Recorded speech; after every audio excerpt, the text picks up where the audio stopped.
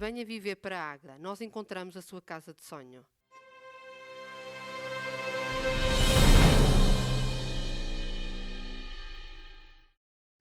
Boa noite, esta é a terceira edição da Tribuna Soberana com os comentadores residentes da Soberania TV, Gil Nadais e Paulo Matos. No ping-pong do pontapé de saída começamos esta sexta-feira com o tema de abertura do Dr. Gil Nadais. Boa noite. Boa noite. E o tema de hoje que eu trazia à coação, portanto, é a prisão do Rui Pinto. Rui Pinto está preso há mais de um ano por denunciar crimes. Talvez eu tenha conseguido esse acesso de uma forma que não seja lícita, mas lembremos-nos também que ele esteve a colaborar com polícias, pelo menos é o que se diz, com polícias estrangeiras na detecção de crimes. E uma coisa engraçada nisto é que ele está acusado, está preso, mas algum do material que ele retirou está na base do Luanda Leaks, está na base do Futebol Leaks. E há coisas que eu não percebo muito na justiça, que é, se o material fosse apreendido por ele e ele fosse entregar lá à polícia, não podia ser utilizado. Mas foi entregue a uns jornalistas. Os jornalistas divulgaram, já pode ser utilizado e já é legal. Há aqui, pelo menos, alguma perplexidade para o cidadão comum, okay? E para quem não percebe dos meandros da justiça. E eu não sei se é o cidadão comum que está mal ou se é a justiça que está mal. Porque, na realidade, alguns dos crimes são de fuga ao fisco não estamos a falar de pilha-galinhas, estamos a falar de pilha-milhões ou dezenas de milhões que afetam-nos a todos. E afetam-nos a todos porque se esses pagassem os impostos devidos, aqueles que têm de pagar e não fazem nada, pagariam menos e todos teríamos melhor. E se eu acho que a inviolabilidade da correspondência é um valor mais absoluto é, na minha perspectiva, as transações que estão nessa correspondência. E se essas transações são ilegais, são danosas para o património, eu penso que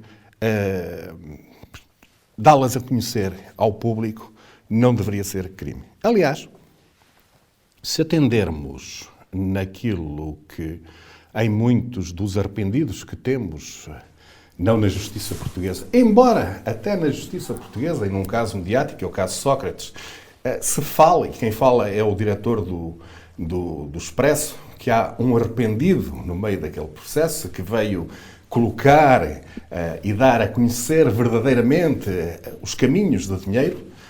Estou a falar de Hélder Battaglia, portanto, que, segundo o que eu ouvi ultimamente, vai passar entre os pingos da chuva e nada vai acontecer, não é? Que informou acerca desse processo, mas temos em muitos outros casos, em muitos países, arrependidos que dão a conhecer aquilo de mal que fizeram e que, muitas vezes, as suas penas não são comutadas, não têm qualquer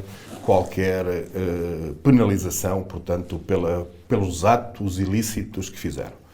E eu não sei, mas isto parece-me um pouco também, e acho que se o mundo caminhar num sentido positivo, num sentido de uma maior transparência, eu até me atreveria a dizer que dentro de pouco tempo estes atos serão lícitos. Porque vejamos a evolução da justiça. Lembremos-nos que ainda há poucos anos, por exemplo, a violência doméstica, dizia-se, entre marido e mulher, não metas a colher. E sabia-se de casos de violência e que ninguém fazia nada. Neste momento é crime público, ou seja, pessoas que não têm absolutamente nada a ver com aquela situação podem denunciar. Aliás, mais do que isso, maus tratos a animais também penso que têm a mesma configuração e, portanto, estes crimes financeiros que lesam os países e que nos lesam a todos em muitos milhões de euros, e por estarmos na Europa, mas euros e dólares por esse mundo fora, eu penso que o futuro deles deverá ser que terem uma conotação de crimes públicos e que possam ser denunciados por qualquer um. Dr. Paulo Matos, boa noite. Qual é o seu tema de abertura? Olá, boa noite, Jorge. Boa noite, Gil. Boa noite às pessoas que nos assistem. Este tema que o Gil introduz é de tal maneira interessante e importante, quer para a justiça, quer em termos de análise social, que eu remeteria isso para um dos nossos temas em programas futuros. Amanhã sairá provavelmente um artigo meu no Diário de Aveiro sobre esta questão do Rui Pinto e dos chamados bufos do regime, é assim que eu intitulo os bufos do regime e aqueles que fazem cartas abertas a pedir a libertação de presos preventivos sem conhecer os processos, sem conhecer os pressupostos da aplicação dessa medida de coação, mas portanto fica para outra, é um tema interessantíssimo e que eu gosto muito. Imagine-se que havia um hacker em Águeda e que vasculhava enfim, a correspondência trocada entre o Presidente da Câmara de Águeda e os Presidentes de Junta. Ou imagine-se que um hacker conseguia aceder aos mails que os Presidentes de Junta trocam uns com os outros a dizer mal do Presidente da Câmara, aquilo que não podem dizer à frente do Presidente da Câmara. Imagine-se que mas não podem, desculpa, Paulo, mas não podem dizer porquê. Aí é que está. Não querem dizer. Não querem dizer. Exatamente, era aí que eu queria chegar. Nós temos uma abordagem do papel enorme que têm os Presidentes de Junta. Temos uma abordagem em Águeda que, por um lado, não os considera como eles devem ser considerados. Por outro, parece que não se lhe prometem determinadas obras ou determinadas linhas de ação, sobretudo a ação que tem a ver com financiamento e apoio por parte da Câmara Municipal, e depois não são cumpridos. E vejo muito poucos Presidentes de Junta a ter a coragem de publicamente assumirem isso, quer nas Assembleias Municipais, quer através dos meios próprios. Mas ouço muitos Presidentes de Junta a dizer que qualquer dia só fazem reuniões com o Presidente da Câmara com ata.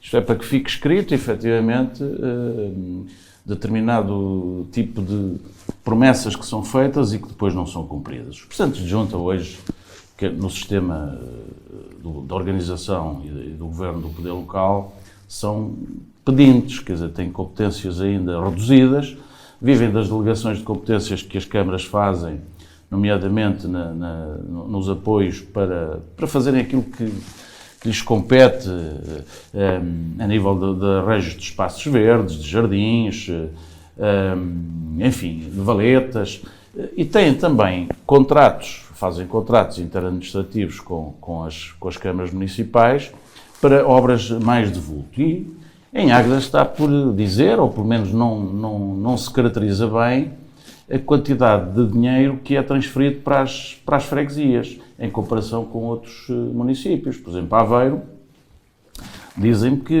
a Câmara Municipal transfere para as freguesias cerca de 2 milhões de euros, enfim, por ano.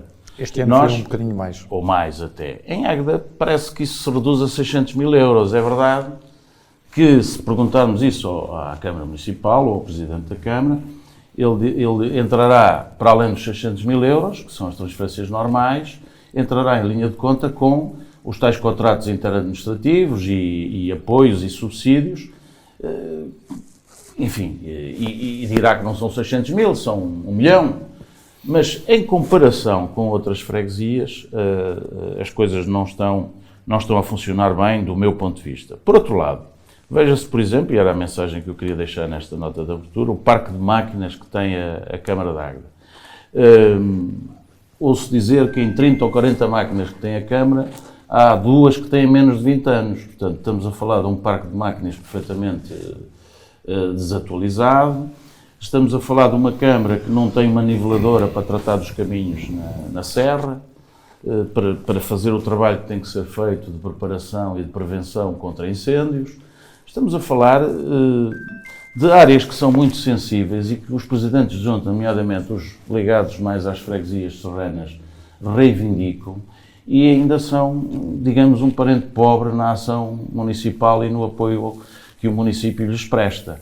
Não estamos a falar das freguesias, digamos, mais próximas aqui da cidade e, nomeadamente, algumas freguesias, já aventámos isso no outro programa, muito próximas do poder maioritário na Câmara, que não só não se queixam, porque não têm necessidade de se queixar, como, enfim, ainda na comparação com os outros que não são da mesma cor do poder maioritário, têm privilégio, claro. E, portanto, eu acho que deveria haver da parte da Câmara, não estou a falar do Presidente da Câmara, estas coisas, enfim, eu ouço dizer que o Presidente da Câmara centraliza muito esta matéria. Lembre-se que o Jorge Almeida foi, digamos, o homem do Gil para as freguesias no tempo dele, quer dizer, ele fez ainda hoje penso que o Paulo Seara lembrou isso na entrevista, que o Jorge Almeida vai fazer para aí 22 anos de mandato autárquico e, portanto, tem muita experiência na relação com as juntas de freguesia. Penso que deve democratizar mais essa sua forma de relação com as juntas e torná-la mais transparente. Deixa-me só intervir aqui um bocadinho, porque há um ponto que o Paulo referiu, que tem a ver com as máquinas, e eu entendo que a Câmara não deve ter poucas máquinas. E na motoniveladora, por isso, simplesmente não deve ter. E explico porquê. Se as juntas tiverem dinheiro para ter... Não precisa de terem. Não. Aquilo que, no meio onde nós estamos, e nós temos de fazer, a Câmara é uma empresa, e é uma grande empresa, e tem de ser gerida como uma empresa. E aquilo que eu acho que a Câmara tem de ter é capacidade para ter empreiteiros, empresas e outros que façam serviço. E na motoniveladora, aquilo que tem é de comprar horas por ano de trabalho de motoniveladora. Eu explico, dou-vos um caso. Acho que ainda tem uma pá carregadora e que já há 10 anos, há 12 anos para aí ou mais, quando eu entrei para a Câmara, ela teve uma avaria grande. E eu tinha este pensamento que mantenho e mandei fazer e achei que não devíamos ter aquele equipamento porque não era rentável, a Câmara não o rentabilizava e mandei fazer as contas de hora que a máquina tinha feito durante os anos todos que lá esteve. A máquina já tinha muitos anos e não tinha sido sequer amortizada, ou seja, tinha feito muito pouco trabalho. Okay? Por isso, aquele dinheiro que foi despendido na máquina daria ao longo dos anos para comprar muito mais horas de trabalho. Eu não estou a falar nisto numa máquina que seja precisa todos os dias. Se precisamos todos os dias. É preciso racionalizar isso, sem dúvida. Se nós temos uma máquina que podemos fazer trabalho programado, como é o caso de uma motoniveladora, fazemos, e eu defendi isto, nunca foi passado à prática, mas defendi isto, ou foi marginalmente, fazíamos um concurso anual de horas. 1000 horas, 2000 horas, e havia um empreiteiro que fazia essas horas. Porque há aqui vantagens. A Câmara, para ter uma motoniveladora, precisa ter uma zorra, precisa ter um caminhão para levar essa máquina, ok? Próprio. E quando aluga tudo que põe na hora certa, àquela hora, no local determinado pela Câmara, para começar a trabalhar e a partir dessa hora que faz o trabalho. E há aqui uma rentabilidade que é totalmente diferente. Ter máquinas não é importante.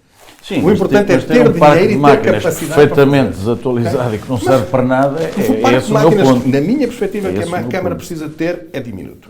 É para o dia-a-dia, para fazer aquele mínimo. Precisa ter, sim, capacidade contratada para que outros façam para a Câmara rapidamente aquilo que a Câmara necessita. Vamos para os temas que escolhemos para esta semana. O Ministro do Ambiente e da Ação Climática, Matos Fernandes, esteve em Águeda na passada segunda-feira para ver o que foi feito no Rio Sértima.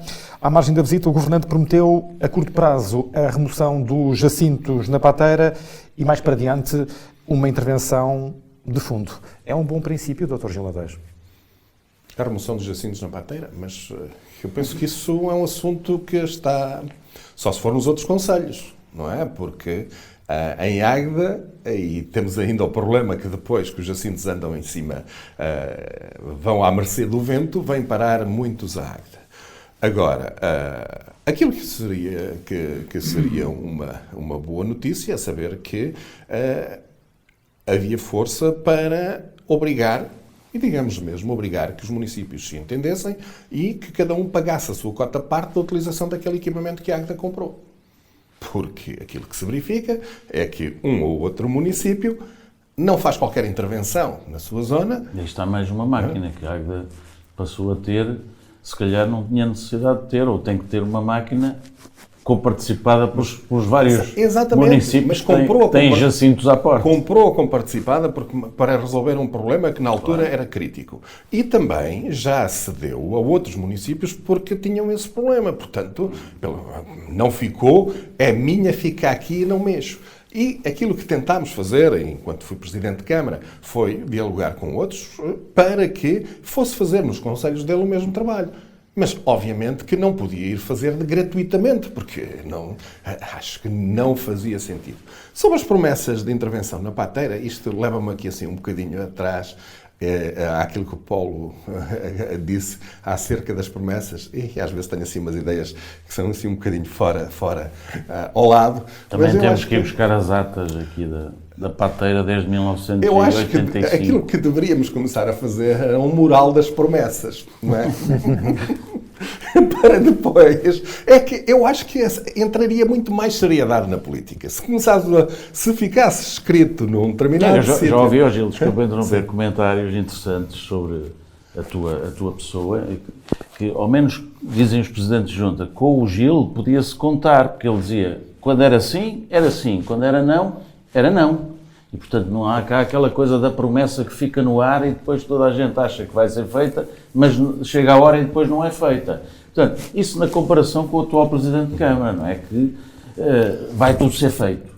Tudo ser feito em prazo recorde e as pessoas depois são defraudadas e isso não é bom. Alguns tinham de pensar. Okay? Não era tudo, mas havia muita coisa que era sim ou não. Se eu achava que não, no momento, nem valia a pena pensar e arrumávamos o assunto, porque eu acho que o Conselho tem tantas coisas para fazer que não temos tempo para perder em coisas que nós achamos que não devem ser. E também tenho um princípio que são, tem 5 minutos para me convencer. Quando eu dou uma opinião, tenho 5 minutos para me convencer que eu estou errado.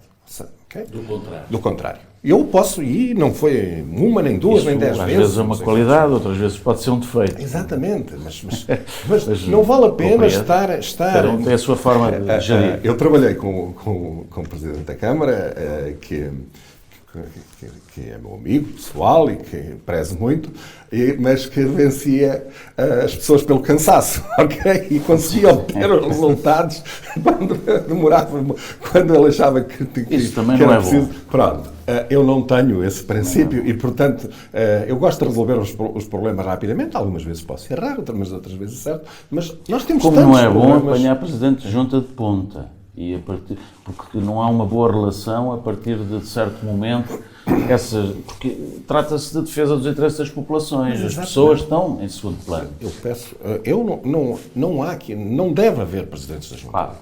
Cada um sabe as suas competências e devemos ser transparentes e haver um quadro de transferência de competência, transferência de verbas e dos deveres de cada um. Agora, também temos de ter respeito mútuo pela missão de cada um. Vamos à pateira. Mas a pateira, eu gostaria muito, mas não conheço projeto.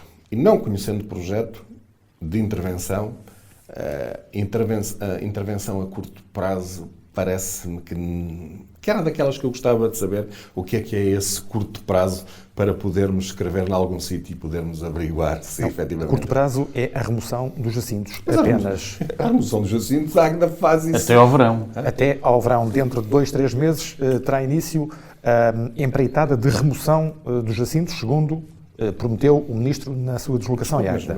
E depois prometeu também uma intervenção de fundo mais para diante. Eu não consigo perceber essa empreitada de remoção dos jacintos. Só se vão comprar uma outra máquina. Okay? Porque aquela máquina trabalha até meio metro de água, havendo meio metro de água ela funciona e, portanto, pode recolher todos os jacintos. E tem capacidade, vamos lá ver, para trabalhar em permanência. E não vejo a necessidade de se ir comprar, ou que meios é que estão a pensar, contratualizar para fazer essa remoção. Porque o problema disto, dos jacintos, é que não se resolve de uma vez. Tem de ser dado permanente continuidade à sua recolha. Todos os anos tem de se fazer isto. E não é como uma ação pontual, porque se faça num ano que se resolve. Não.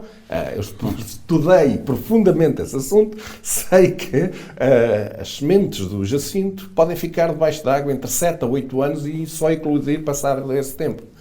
E cada planta... É um verdadeiro vírus também. Exatamente. Cada planta pode dar origem num ciclo vegetativo a 200 mil plantas. Portanto, isto há um momento para atuar e não sei o que é que o Sr. Ministro preconiza, mas não sei também se a ceifeira está avariada, se é preciso outros meios, mas acho que os meios estavam. Aquilo que faltava, sim, é cooperação entre diferentes entidades. Para quem não sabe, o Ministro Donatos Fernandes, sendo de Aguinho, no vizinho Concelho de Anadia, nasceu em Águeda, no ano de 1967, há 52 anos, precisamente. Portanto, ainda o nosso hospital tinha maternidade. Dr. Paulo Matos, esta ligação umbilical do titular da pasta do Ambiente à Águeda pode ser benéfica para as nossas ambições? É sempre benéfica e é sempre bom ver ministros a visitarem Águeda e que não seja só para a fotografia ou para o número. Ia dizer para comer leitão, talvez. Ou para comer leitão, ao tempo das festas do leitão, em que eram muito visitadas por ministros que prometiam as tais obras que estão no mural das promessas não cumpridas há 40 anos, ou pelo menos. Mas é sempre bom os ministros virem à Águeda, como é bom que os autarcas peçam aos ministros ajuda naquilo que for possível e que dependa de ajudas de Estado. E o Presidente da Câmara fez bem em pedir ao Ministro do Ambiente uma ajuda para a reabilitação da pateira de Fermentelos. Eu queria, no entanto, antes disso, valorizar a intervenção que foi feita no Rio Sértima. O Rio Sértima, enfim, desagua na margem esquerda do Rio Águeda. É um rio importante. Penso eu que a intervenção também se deve, e temos que fazer aqui justiça, ao movimento cívico, o SOS Sértima Pateira, nomeadamente agentes de Barroco que muito lutaram para que, mercê da situação em que estava o caudal e a obstrução da linha d'água do Sértima, lutaram e conseguiram, pelo menos, que o Ministro visitasse a intervenção que foi feita. Quanto à pateira, bem, eu recordo-me e lembro-me sempre disto. Há 30 anos, uma reunião que o Dr. Marcos Mendes fez, era Ministro, à época, penso que dos assuntos parlamentares, uma reunião que fez na pateira de Fermentelos, em que ele chamou todas as entidades que tinham intervenção direta da administração pública na pateira de Fermentelos. Esse encontro ainda não tem 30 anos. Não tem 30, mas vai a caminho disso. E vai a caminho disso também o constrangimento que há na administração pública em Portugal é que essa reunião feita com representantes de todas as entidades que superintendem, no fundo, sobre a pateira, em matéria ambiental, em matéria das regiões hidrográficas, os autarcas dos vários concelhos em que a pateira está ligada, tirando os autarcas, esses membros da administração pública não sabiam nada do ponto da situação acerca da pateira. Estamos a falar há 20 anos. E perante o espanto do ministro à época, as pessoas não estavam por dentro dos assuntos, para além daquilo que constava dos documentos. Enfim, eu nunca me esqueço disso e penso que um tema que poderemos abordar aqui um dia, que é a reforma do Estado, também as dificuldades que há em intervenção numa lagoa, que não é a lagoa da Península Ibérica, como é a pateira, também tem a ver com os constrangimentos todos e com a quantidade de entidades que superintendem sobre estas matérias. Devo dizer também que já se fala em erradicação dos jacintos, em desassoreamento da pateira há muitos anos, e pedir isto ao Ministro também não é pedir mais do que aquilo que já está num plano ligado ao Pólis da Ria. Quer dizer, já há trabalhos desde 2012 e estudos para intervenção na pateira de Fermentelos em termos de projeto intermunicipal. Portanto, não se está a fazer nada de inovador em pedir ao Ministro uma ajuda. Não sei se o Ministro vai mesmo, ou como diz o Gil, pode dar essa ajuda, havendo um plano previsto para a Pateira, integrado no Polis da Ria, como eu referi. Tenho algumas dúvidas, mas será sempre bem-vinda essa ajuda, se de facto passar por a erradicação dos jacintos, como se refere, e o aproveitamento, penso eu, para a parte agrícola. Penso que depositando nas margens poderá ajudar os... Não percebo muito disso. Não ajuda? Não, é melhor não. Não, então porque não pode então ser não vou falar do que não sei. Não pode ser depositado nas margens, porque pode cair... Portanto, então tem que ser levado para estações de tratamento. Sim. Não, e depois, já agora... Como resíduos. Às vezes, intervir no ambiente, ou em zonas ambientalmente protegidas, é tão difícil, por parte das exigências que põem os órgãos que tutelam, que é muito mais fácil deixar degradar do que intervir. Foi, para podermos fazer aquela intervenção e limpar os jacintos da Pateira, foi um calvário. Okay? Para fazermos o que estava à vista de todos que tinha de ser feito, mas as regras, imaginemos isto, para tirar os jacintos, levá-los para um destino final, era mais do que muita regra. Só para terminar, a intervenção no Sértima, para além do movimento de cidadãos, é uma empreitada conjunta de duas autarquias, e isso foi muito importante. Portanto, quando as autarquias querem, podem associar-se e fazer obra. Paulo Seara concedeu esta semana uma entrevista à Soberania TV, onde garante que nunca deixará a militância do PS para se tornar independente. O atual vereador municipal considera que o Partido Socialista esteve sem funcionar nos últimos 2 anos. Questionado sobre o que o distingue o atual e o anterior Presidente da Câmara, disse que Gil Nadaes tinha visão para a Águeda e que não vislumbrava essa faceta na liderança de Jorge Almeida. Dr. Gil Nadaes, sabendo que teve algumas quesílias com Paulo Seara, esta ideia tem algum significado especial para si? A minha forma de estar na política é radicalmente diferente da de Paulo Seara. Portanto, eu gosto de fazer política pela positiva. E, portanto, não sei o que é que ele disse, não me vou debruçar sobre aquilo que ele disse na entrevista. Se pretendes outros comentários, portanto... Ele disse que reconhecia em Gil Nadaes visão para o futuro de Águeda e que Jorge Almeida não tinha essa visão que o seu antecessor tinha. Vamos lá ver. Independente, é um elogio. Certo. À sua liderança. Certo. Agora, aquilo que se põe, eu efetivamente, e aquilo que tentei transmitir à equipa que estava comigo e também ao Conselho, é que cada mandato tinha objetivos e os objetivos foram cumulativos. E dentro de cada mandato havia tarefas que eram para ser desenvolvidas num ano e que no outro ano eram revistas para ser seguidas. E eu acho que toda a gente identifica que no primeiro mandato fizemos modernização administrativa, colocámos as contas da Câmara em ordem, ganhámos credibilidade, e planeámos. No segundo mandato começámos a fazer fizemos mais investimentos, investimos no parque, começou-se o investimento, fez-se um investimento no parque empresarial, fez-se um investimento na educação, fortes investimentos. Depois começámos na promoção do Conselho e também trazer empresas para a Águeda e desenvolver o Conselho. Isto assim muito rapidamente. Obviamente que depois isto deveria ter continuidade nós precisamos de adaptar também os planos que existem na autarquia face ao terreno, não só local, mas também nacional e internacional. E nós estávamos, no final do mandato anterior, numa altura de expansão económica, em que a Águeda estava bem colocada, com uma boa imagem e com a potência de empresas para vir para cá. Era natural que a Águeda necessitasse de mais habitação. E começámos a fazer aí alguma política de habitação também. Lembremos-nos que começámos a incentivar a reabilitação urbana, porque era por onde, na minha perspectiva, deveríamos começar, e depois dar continuidade com primeiro incentivos positivos, depois com alguns incentivos negativos.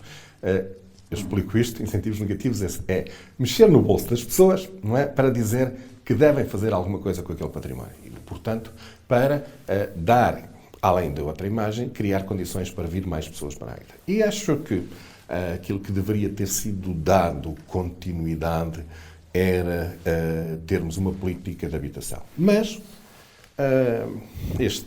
o Executivo, a Câmara que está em funções, mas isso seja dito também, houve outros partidos que disseram a mesma coisa, disseram que vinham dar continuidade àquilo que tinha sido feito nos mandatos anteriores.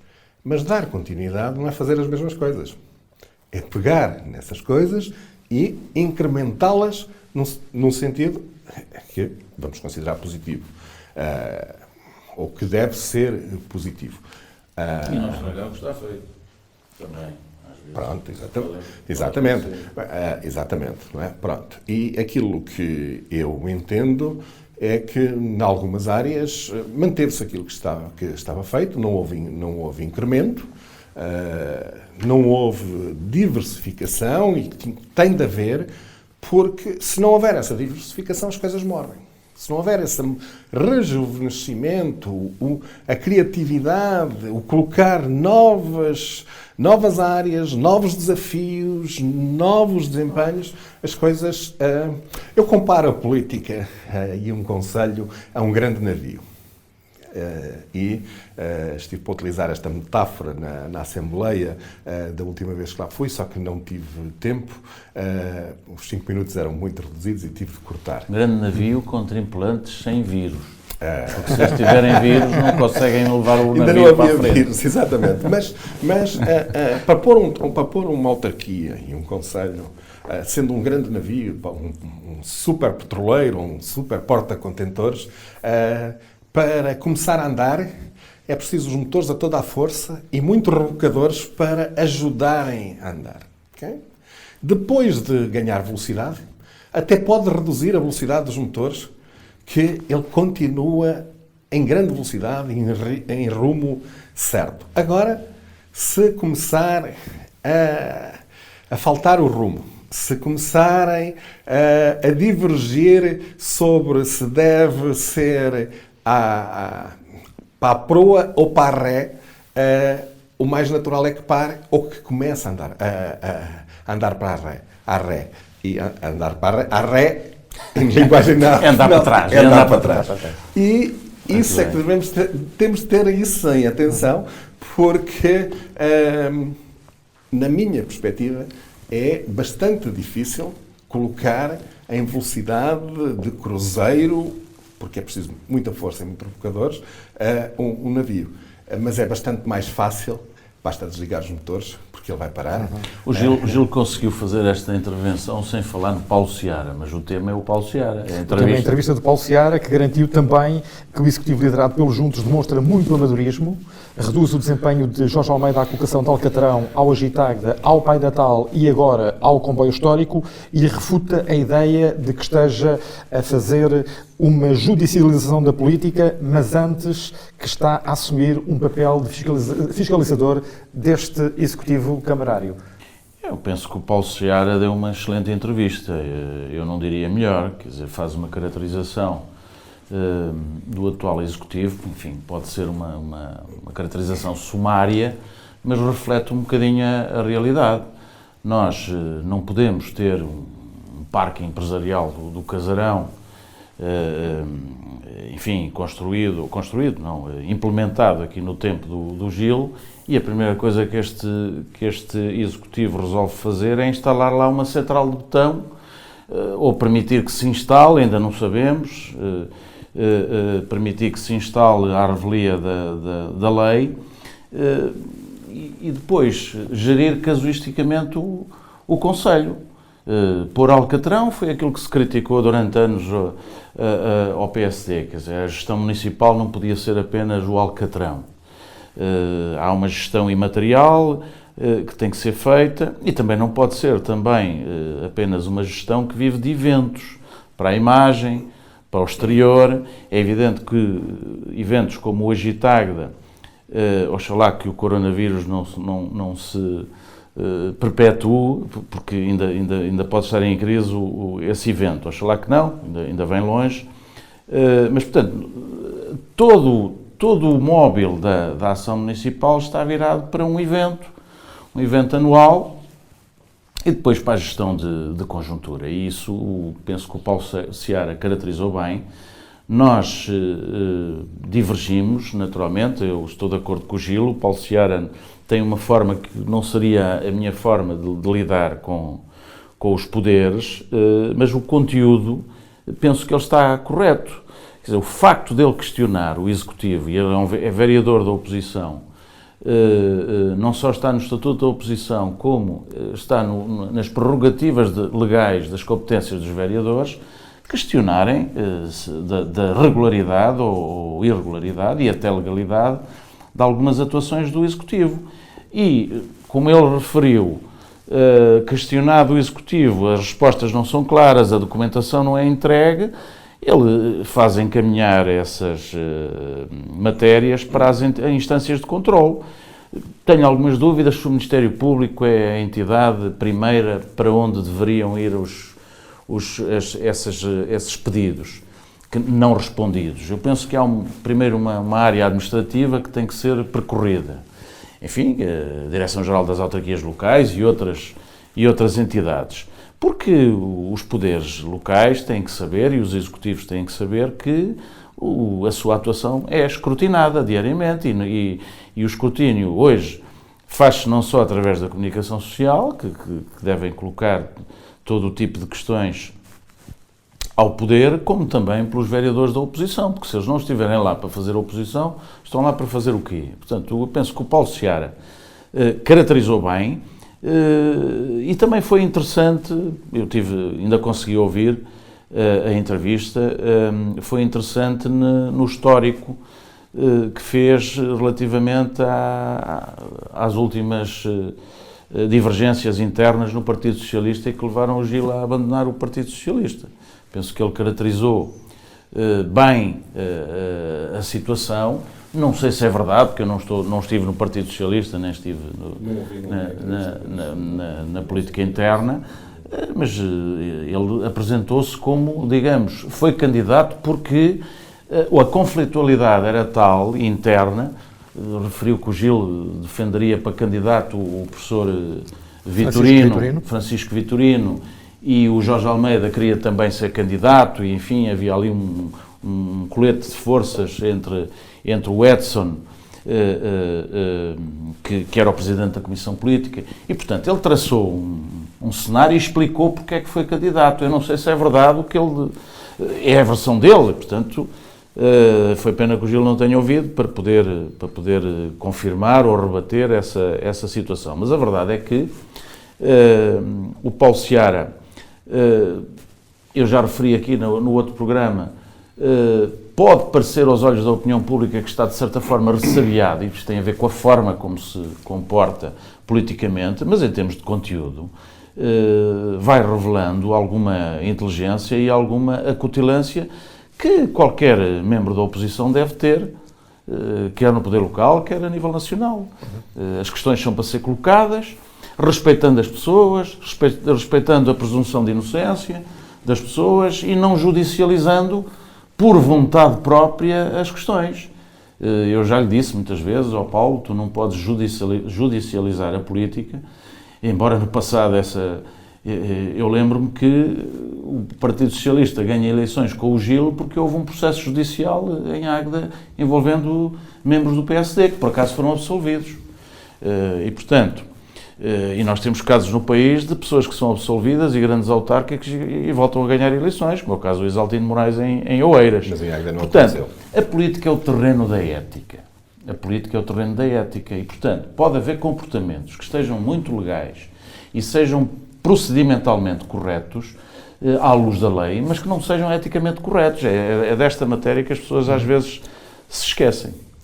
Vamos acelerar para o final. À hora em que estamos a gravar esta Tribuna Soberana, a Comunidade Intermunicipal da região de Aveiro estará à beira de reunir para analisar a problemática do coronavírus e para tomar medidas que se considerem pertinentes na região. Dr. Gil Nadais, este problema está a ser bem gerido? Vamos ver. Eu acho que faz a comunidade intermunicipal faz bem a reunir, mas as ordens vão vir de cima para serem cumpridas pelo país todo. E nós estamos a gravar isto na quarta-feira, convém que o digamos, porque eu estou convencido que, e isto é a minha opinião pessoal, o Governo hoje vai mandar encerrar as escolas todas. Penso. E outras medidas que vão. Porquê?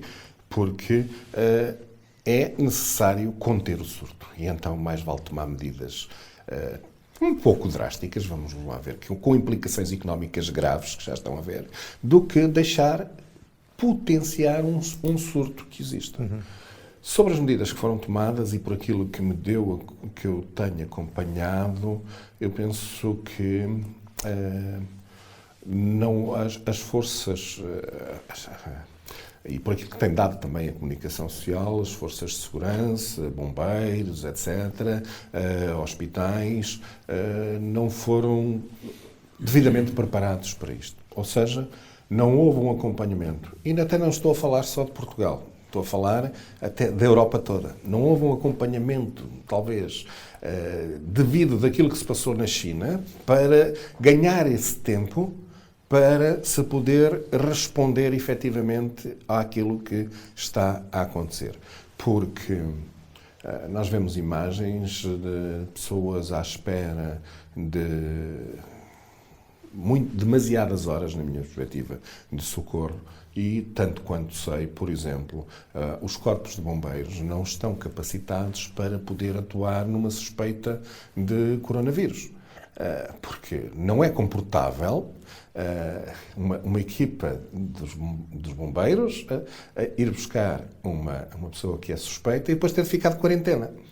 Porque meia dúzia de pessoas e estamos arrumados e o sistema entrou em falência. Portanto, os fatos de proteção deviam ter sido acautelados, deviam estar, as metodologias, etc., para que esses que estão na primeira linha pudessem atuar. Depois, também, os meios de comunicação que se utilizam para falar com as pessoas são os mesmos do século passado. É o telefone. Nós temos outros meios de comunicação, temos outras formas. E call centers não funcionam bem.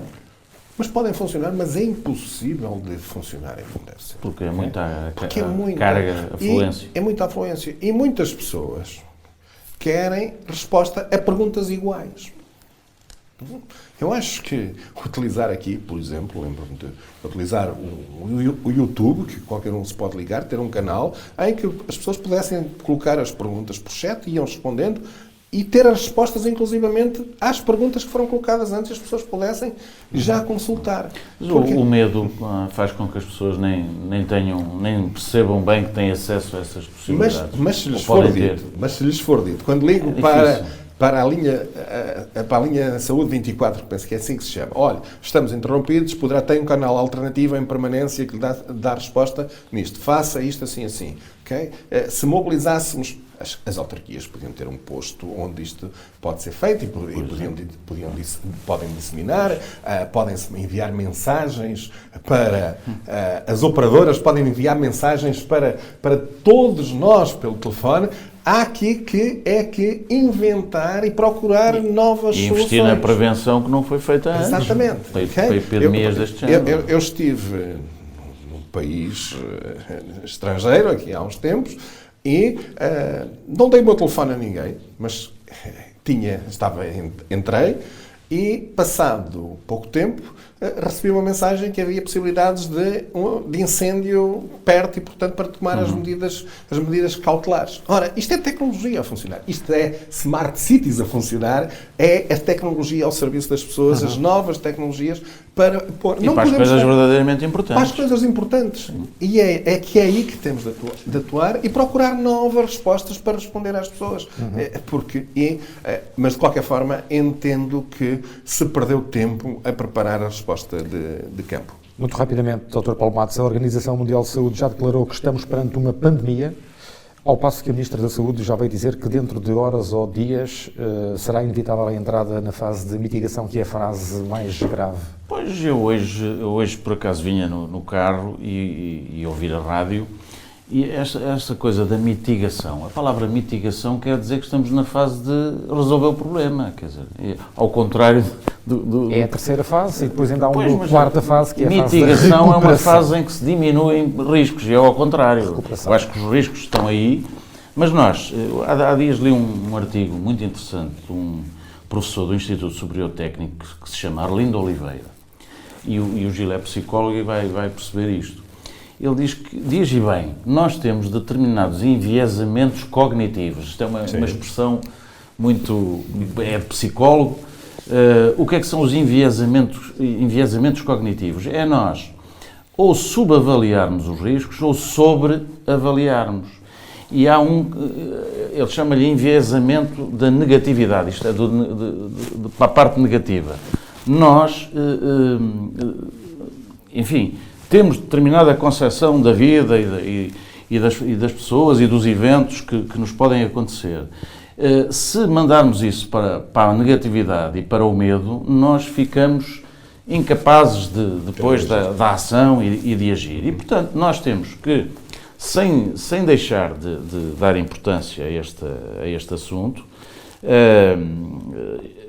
lembrava esse professor que 18 milhões de pessoas por ano morrem de doenças cardiovasculares, 10 milhões de cancro, 1,2 milhões por acidentes, 2,5 por pneumonia. E, portanto, nós temos que relativizar sem deixar de dar importância e penso que o que está a ser feito em Portugal está a ser feito dentro das condições possíveis do sistema de saúde.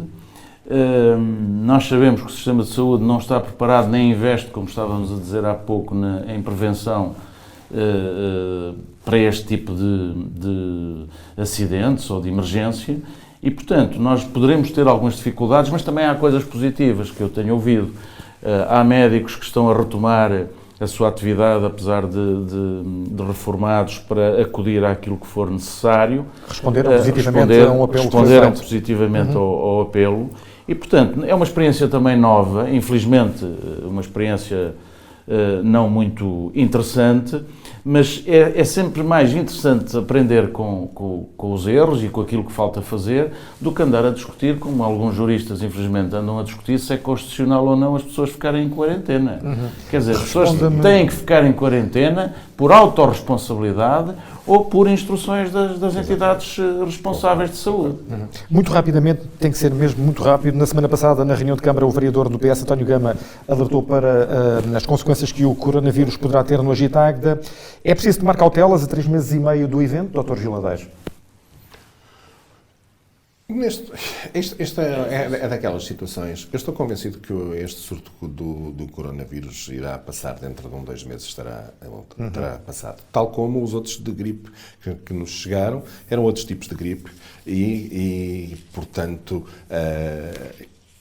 há menos gripes, há menos condições para gripes e as pessoas, pura e simplesmente, deixa de se notar o fenómeno. Eu penso que é isto que irá acontecer, como houve outros. Mas isto não são as minhas palavras finais, pois não? Não. Okay.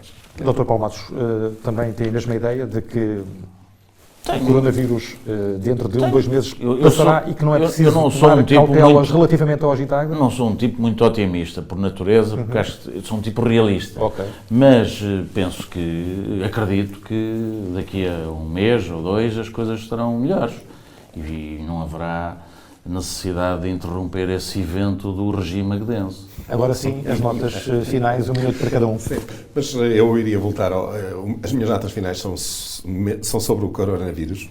E porquê? Porque eu acho que também é uma oportunidade de reflexão. E que há que resolver este surto, mas não estamos... Devemos começarmos a preparar para que estes surtos irão ser uma realidade.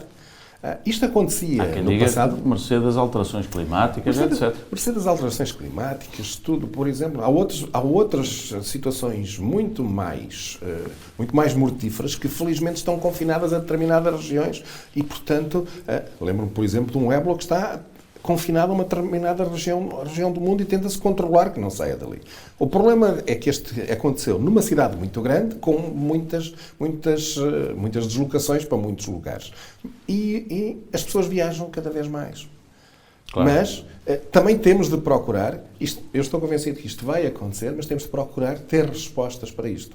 E o mundo tem de se preparar e usar mais uma vez a tecnologia. Obviamente que, por exemplo, nas escolas, as aulas podem ser dadas perfeitamente, algumas, não é? Portanto, nas universidades, por exemplo, os alunos têm computadores, as aulas podem ser dadas em casa, não tem problemas.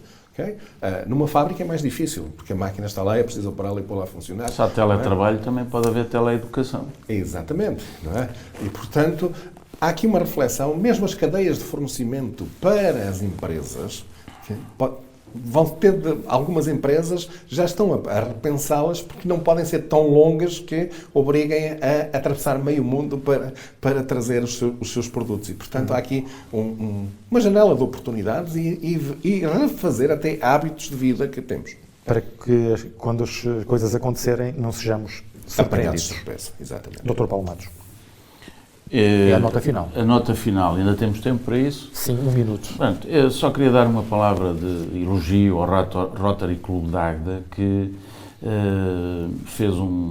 promoveu um espetáculo para, com os fundos obtidos com esse espetáculo, ajudar à recuperação de uma casa de uma idosa em Rio Covo.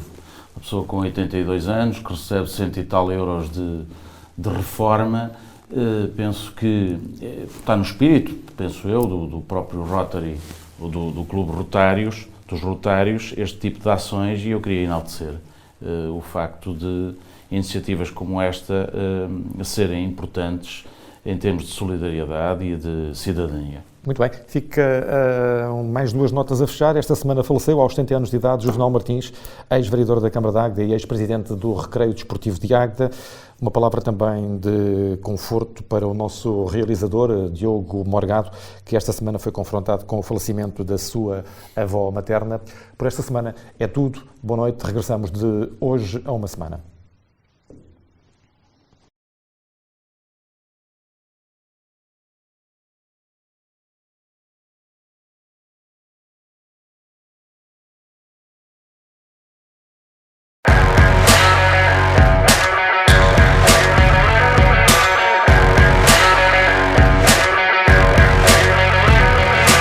Remax, venha viver para a Águeda. Nós encontramos a sua casa de sonho.